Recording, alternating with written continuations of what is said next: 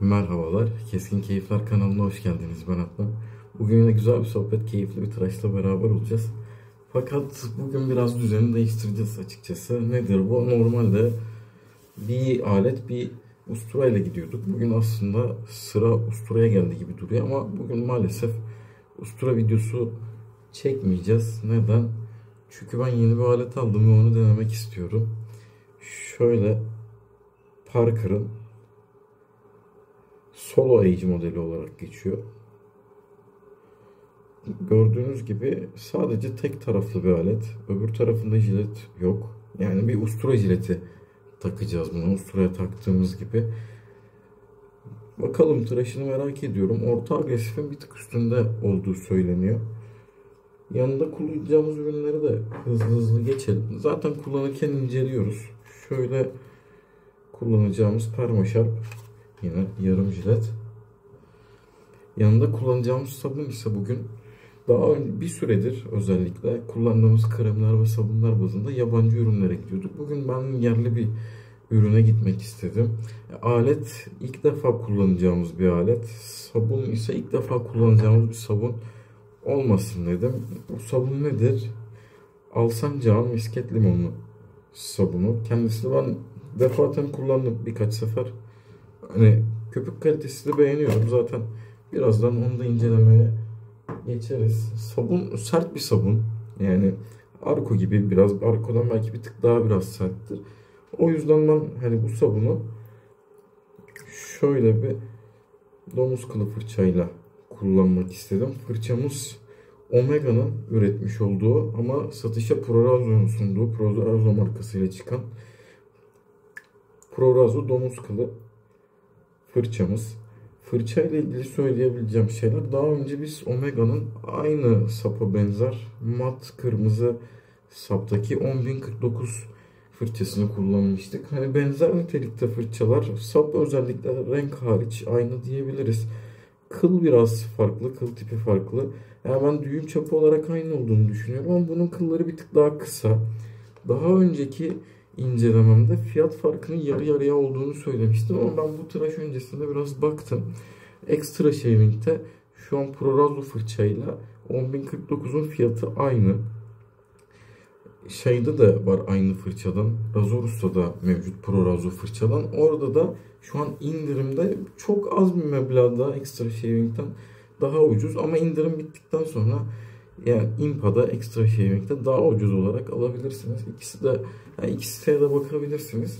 Hangisi sizin için uygun olacaksa oradan ister 10.049 isterse de Prorazo'nun fırçasını alabilirsiniz. Yavaş yavaş tıraşa geçelim.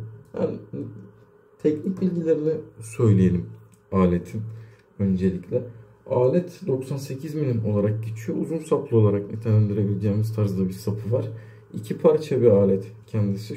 Şöyle göstereyim. Döndüğü noktayı görüyorsunuz. Sapın üstüne doğru bir kısımda oynar bir yeri var. Oradan oynayarak döndürüyorsunuz ve iki parça olarak kullanılıyor bu alet.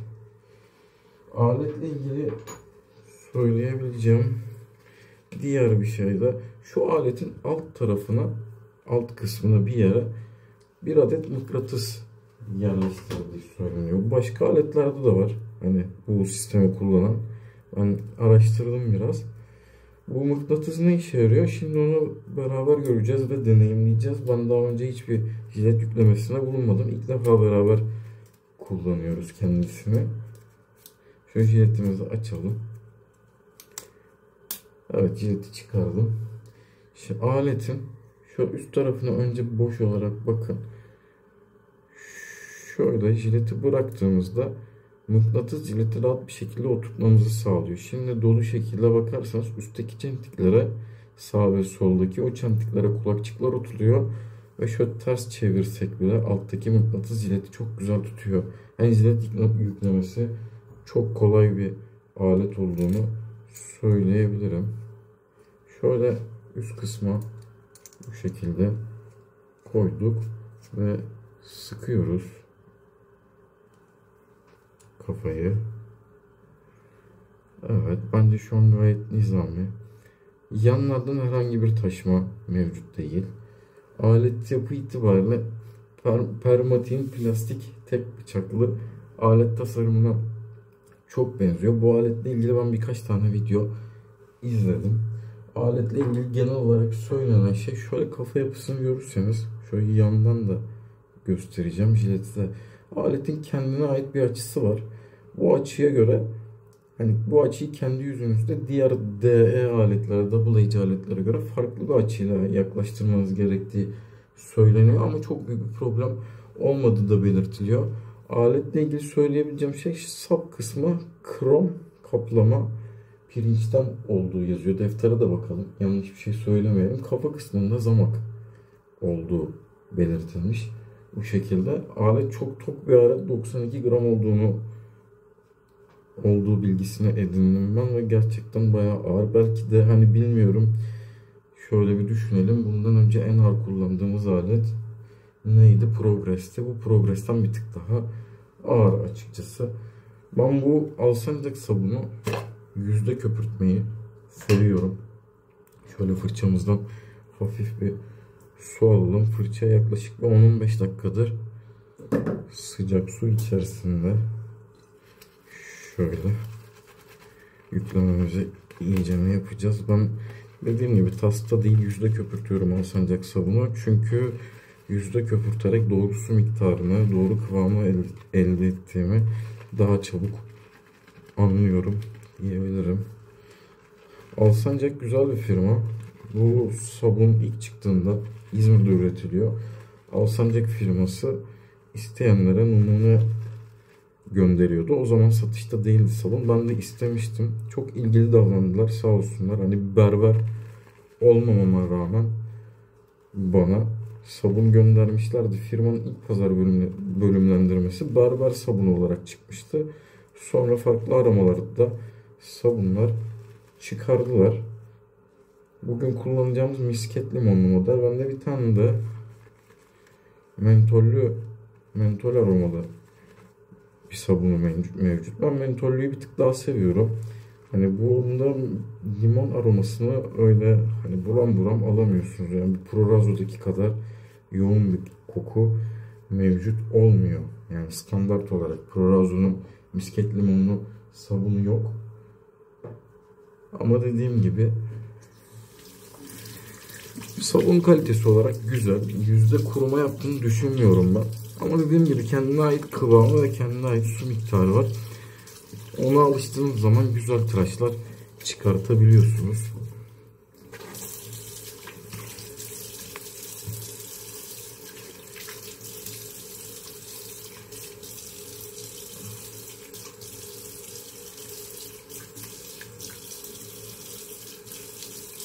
Ben az önce duş aldığım için yüzümü öyle çok ıslatmadım. Biraz ıslattım. Zaten sakallarım şu an yumuşak durumda. Köpük sabunumuzu yükledik. Hatta şu tasın içinde biraz daha köpük var. Onları da alalım. Şimdi bugün bu aletle tıraş olacağız. Ve aletimiz 3 tıraş oluruz diye düşünüyorum ben. Yani 3 tıraş bir köpüğü tek yüklemede elde edebilecek miyiz? Onu da göreceğiz. Sabunun kokusu şu an için güzel. Ben sadesini de kullanmıştım. Sadesi de güzel. Dediğim gibi aynı zamanda berberler için 80 gramlık olanları da üretiliyor. Bu gösterdiğim kaptaki sabun 140 gramda 12'li olarak satılıyor berberler için üretilenleri. Bence fiyat olarak da gayet uygun. İnternette açık pazar sitesinde mevcut, girip oradan alabilirsiniz.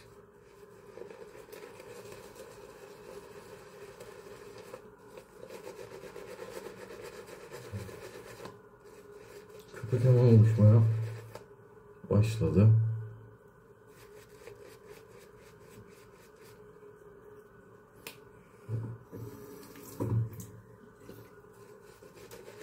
Ama yüzde biraz daha kıvam elde etmek adına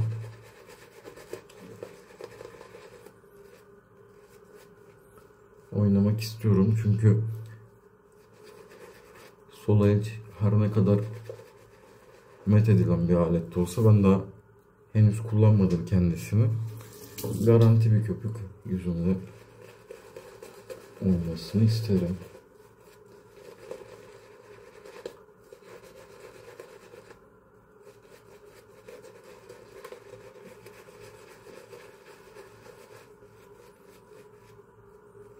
Bence şu an köpük güzel yüzümüzde.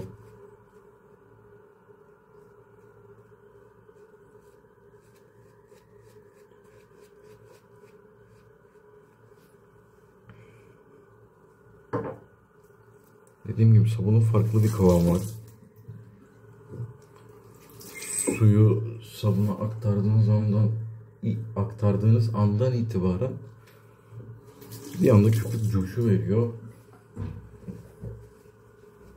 Yani fazla su koyarsanız da istediğiniz bir köpük elde edemeyebiliyorsunuz açıkçası. Şöyle.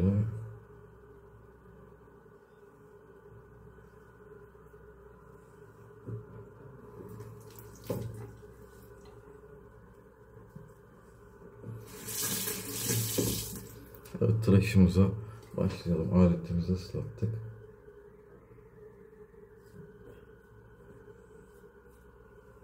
Favorilerde özellikle rahatız alette. Çok rahat bir şekilde çizgiyi çıkardık. Şimdi normalde DE aletle şöyle bir açı yapıyorduk. Onu da bir tık daha aşağıda tutuyoruz. Yüzümde 4 gün civarı, hatta 4 günden biraz fazla bir sakal var. Gayet uzun diyebilirim ve gayet net bir tıraşı var.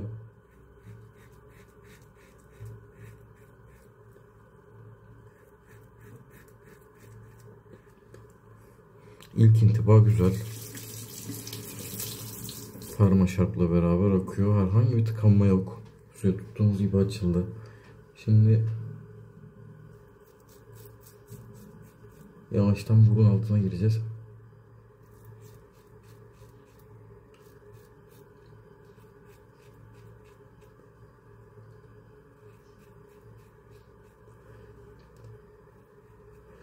İleride bir tane daha böyle single edge bir alet kullanacağız. O da katana. Katana'ya göre daha konforlu bir tıraşı var diyebilirim. Tıraş etkinliği de güzel.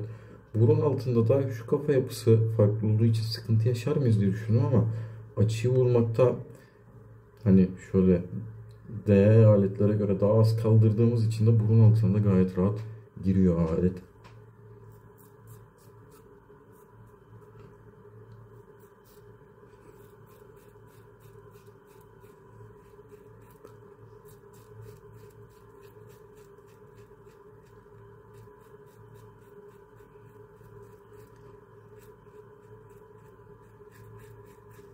Benim aletle ilgili şu an için tek düşüncem, üçüncü perdede ters alabilecek miyiz?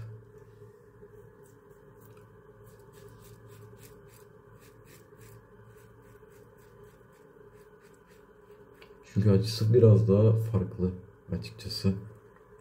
Açı ayarlaması diyelim. O kendine göre 30 derecelik açıyı buluyordur.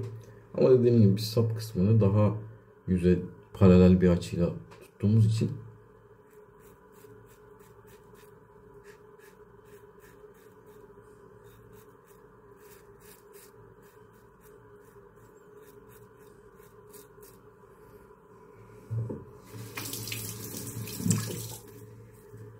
yani şu ana kadar alet 4 günlük sakalla. Çene kısmında da gayet etkili ve konforlu bir tıraş verdi diyebilirim.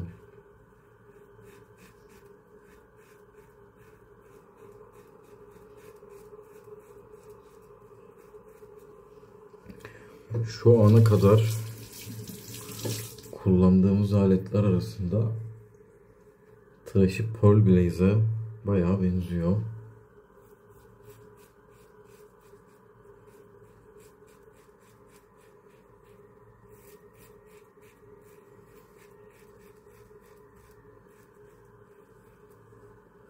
Sap kısmı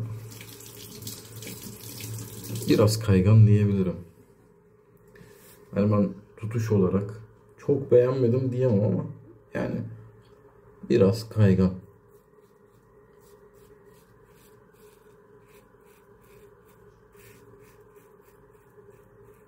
Neredeyse Gillette King kadar, King Camp kadar kaygan diyebilirim. Ama hani çok büyük bir sıkıntı çıkarmadı. Yani tutarken biraz daha dikkatli olmanızı tavsiye ediyorum ben.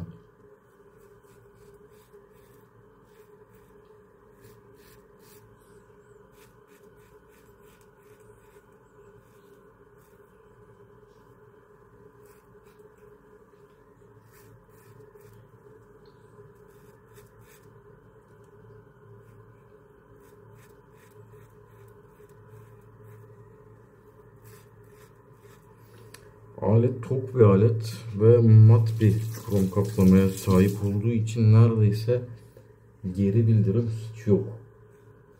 Alette bir anda yüzünüzden sakalları alıp götürüyor. Evet, şu ana kadar iyi bir tıraş çıkardı. Tıraş yakınlığı da gayet iyi. Yüzünüzü yıkayalım. İkinci perdeye geçelim.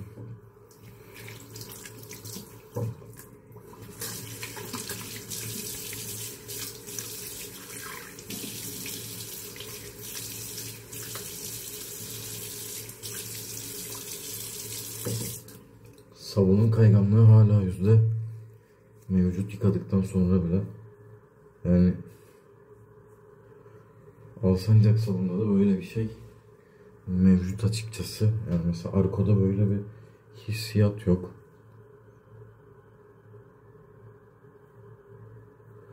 Fiyat olarak da Alsancak sabun şu an, yani ben bugün itibariyle fiyatına baktığımda gösterdiğim kaptaki 140 gramlık sabunun her aroması ve sade olanı da klasik olan diye geçiyor. 175 lira. Hani fiyat performans olarak da hani değerlendirebilir miyiz? Yerli sabunlar arasında değerlendiremeyiz. Prorazo sabun mesela şu an 200 lira bandında, birbirlerine yakın iki sabunda.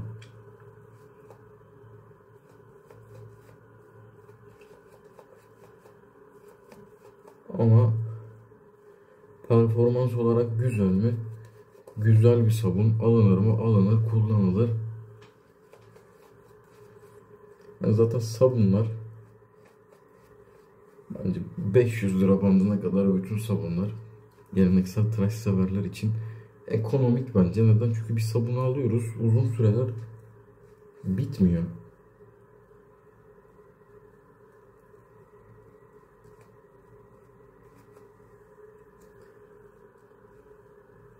Yani çünkü genel itibariyle birden fazla sabunumuz olduğu için hani bir tane alsanız bile, yani bu tarz bir sabun size maksimum, yani sürekli kullansanız minimum diyelim, minimum 7-8 ay yeter diye düşünüyorum. 8 yetmese 6-7 ay yeter. Yani 170 lira verilebilir açıkçası. 175 lira.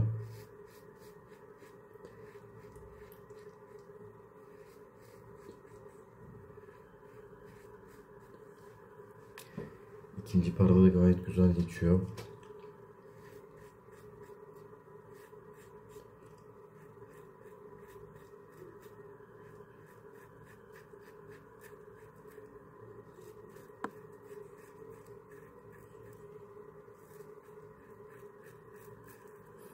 Doğru açıyla giderseniz bu aletin tıraşı sizi memnun eder.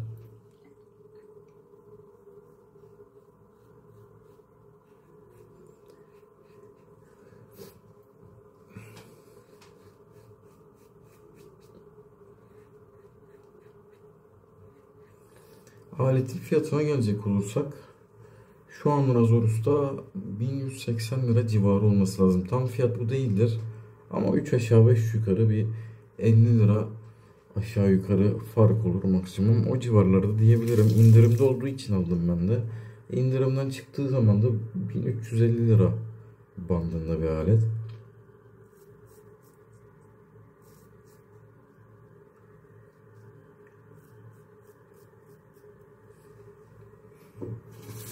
Dediğim gibi ben tutuşu haricinde alete ait herhangi bir kötü özellik göremedim. İlk tıraşımız olmasına rağmen güzel, konforlu bir tıraş çıkartıyor.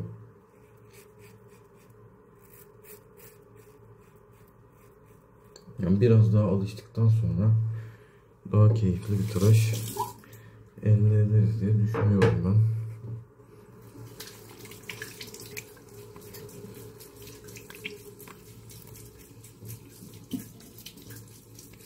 İkinci perdemiz de sona erdi. 3'e geçeceğiz şimdi.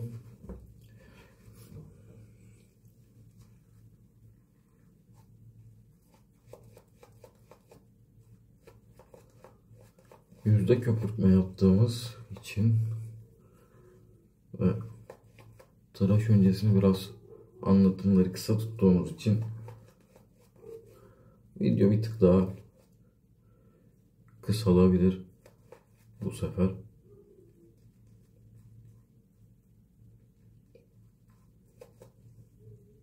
Ufak ufak bunu yapmaya çalışıyorum açıkçası. 20, 25, 26, 27 dakikalarda videoları tutmak istiyorum. Öyle yaparsak yani daha iyi olur düşüncesindeyim. Çünkü öyle eleştiriler aldım. Evet. Başlayalım.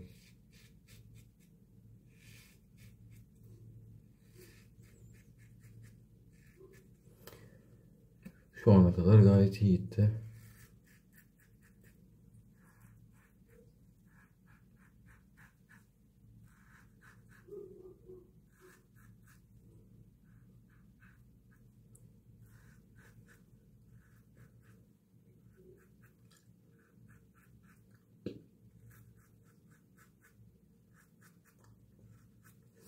Başlangıç seviyesi için tercih edilir mi? Ben edilmez kanısındayım. Sonuçta orta agresifin üstü.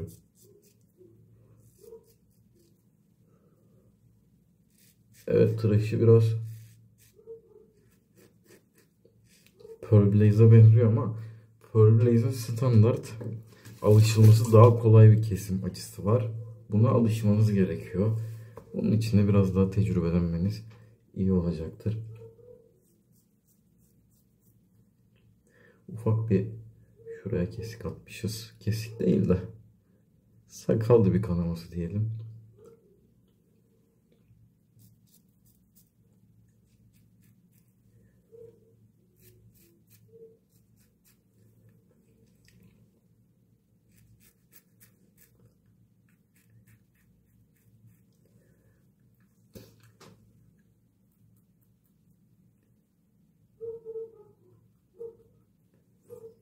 Bence tamamdır.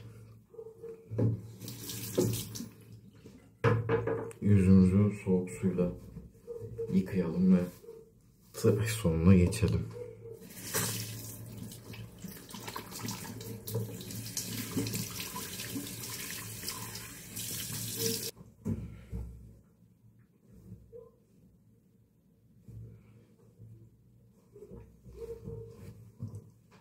Valla yüzümüz gayet keyifli durumda. Ben aleti sevdim. Her ne kadar tutuşu standarda göre biraz daha eksi yazsa da güzel bir alet. Bence denenmesi gerekli bir alet. Eğer böyle değişiklik olsun diye hani tek taraflı aletler seviyorsanız bence denenebilir. Bugün şöyle ilk önce açmadan göstereyim. Şöyle Nivea Men kullanacağız. Düzgün göstereyim. Böyle. Nivea Men'i ben seviyorum. Yüzü bayağı nemli tutuyor açıkçası.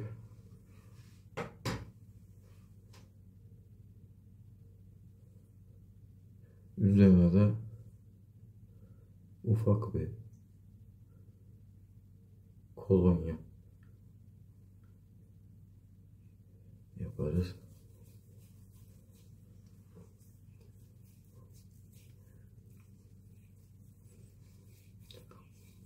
Şu ana kadar kullandığımız tarzda hiçbir sıkıntı çıkmadı. Alta nemlendirici krem, üstte de koku vermesi için güzel bir losyon veya kolonya gayet iyi iş yapıyor.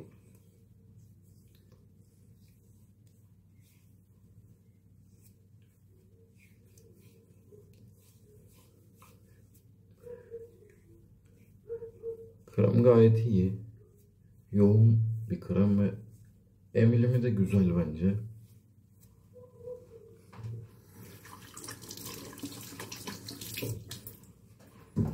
Yani muhtemelen yüzümü yatana kadar nemli tutacaktır. Kullanacağımız kolonya şöyle Eyüp Sabri Tuncer'in tıraş kolonyası No 1 diye geçiyor.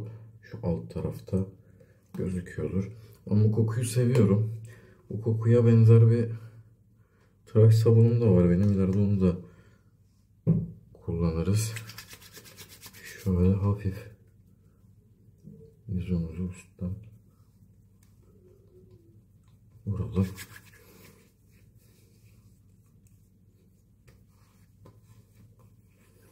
Bence gayet güzel, keyifli bir tıraş oldu. Aletin açısını öğrendikten sonra daha keyifli, daha güzel tıraşlar çıkartabileceğinizi düşünüyorum ben. Tıraşımız sona erdi. Herkese güzel bir gün, güzel bir akşam dilerim.